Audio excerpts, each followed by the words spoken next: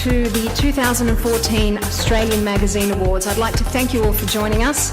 The Hall of Fame Award is presented to an individual who has made an outstanding contribution to the magazine industry. Here to say a few words and present the award is Estee Lauder's Managing Director, Terry Little. Charismatic, creative, passionate.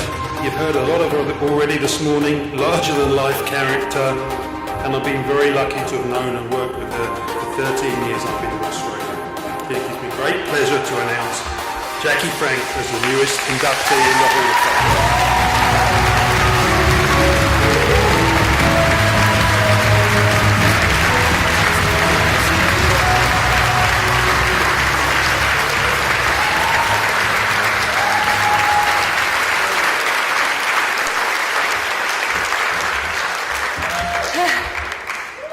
This is very nerve-wracking.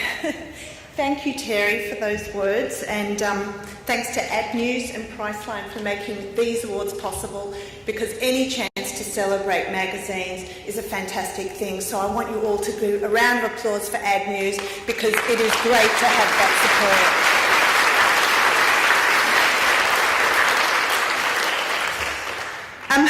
I have a favourite quote from Maya Angelou. People will forget what you said, people will forget what you did, but they will never forget how you made them feel. I love this quote because it's everything I believe in, and luckily I ended up in an industry that is built on this premise. The magazine industry is undergoing a revolution. We are in a rapidly changing environment, but what isn't changing is people's need for emotional connection. It's exactly that has kept me going for almost 30 years. I love what we do. I love the fact that we can tell great stories. I love the fact that we can move our readers. I love that we can make them laugh, cry, entertain them, inspire them, or even make them outraged. Nothing has changed in this business as far as that is concerned. I also firmly believe that passion is another driver. It's infectious. If you are passionate about what you do, not only will you inspire others to follow, but you will ultimately succeed. And we have seen that passion today with people getting up here, and they're the ones who are succeeding.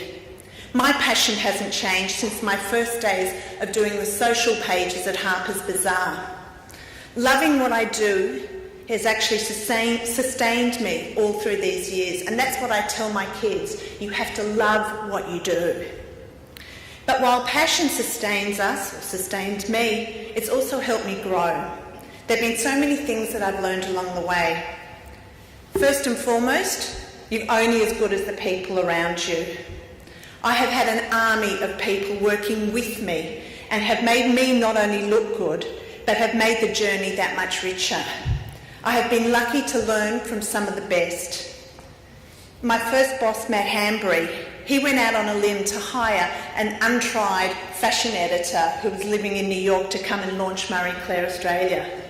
I think he must have been nuts, but in the meantime I was having panic attacks about moving back here.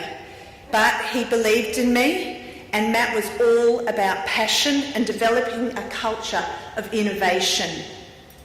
He taught me all you need to do is create, and then everything else will follow. And of course there were the circles, and money wasn't an option in those days. Money flowed. After Matt came Nick Chan, who focused on a different discipline. The advice that I was given before I met Nick was to read the book The Art of War. Panic attack number 2. I didn't understand it at all. But he taught me the business side. Now I've got Peter Zavik in the box seat, and a new journey is on its way. Watch this space. Yeah, Peter, don't smiling over there. I have been lucky at Marie Claire to work with so many extraordinary people. I've been blessed to have a core group of talented, loyal, passionate staff who've worked with me for many, many years. Some who are here today. I mean, we're talking about people for 15 years, 18 years, 12 years.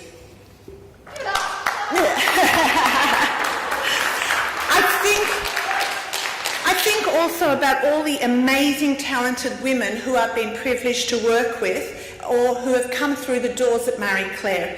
Not many people have actually escaped that. And today we saw some of them on the stage, and a lot of them are listed as editors through Pacific magazines, and I'm so, so proud of them. And in fact, Terry, your Vice President of Creative in Estee Lauder was Sarah Beanie, my second art director. We've certainly shared memorable times together. Our launch party in '95 set the standard for fantastic parties that we've thrown. They were so over the top. We had men in suits lined up the whole of Point Piper with trays of champagne. We even had a bloody piano in the tree at that one. We flew to Vanuatu for a 3-day conference, and Matt made us go sailing in the Whitsundays, which sounds glamorous, but hey, there was no instructors, we didn't know how to do boats, and it was hurricane conditions. Then there was the infamous Gucci incident. I once had a fight with one of my fashion editors because I said she had to take the Gucci shoes out of the shoot. She went and locked herself in the fashion cupboard and wouldn't come out until I reinstated the Gucci shoes. I swear to God this is true. And in those days we didn't have mobile phones, so I had to call her on the landline in the fashion closet and negotiate as if it was like a hostage situation to come out of the closet, and we would talk about it in my office. But I suppose that's passion. Throughout my career, I've been handed some great advice. You don't keep your job because you came in on budget. Editors, are you listening?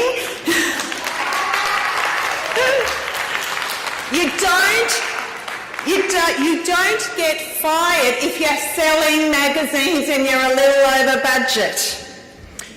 My second piece, be yourself. I remember when I was working at UKL and I just didn't get on with someone, and I called Sylvia Rayner back in Australia and I said to her, what do I need to do to change? What about my personality do I need to fix?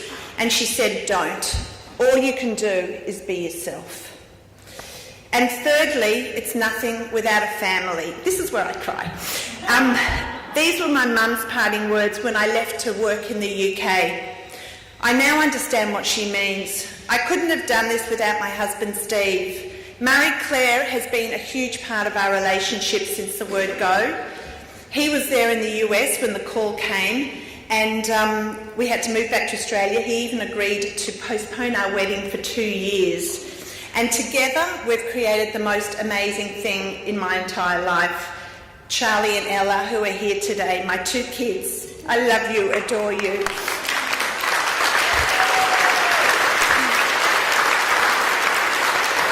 And they've grown up with a third sibling, an older sibling called Marie Claire. So, what of the future? There have been many changes in the industry. It's now a fight to get the agencies to spend money on magazines. It's a fight to get in front of clients. It's a fight to get mentions in the news feeds. It's time for us as an industry to unite. We need to shout from the rooftops.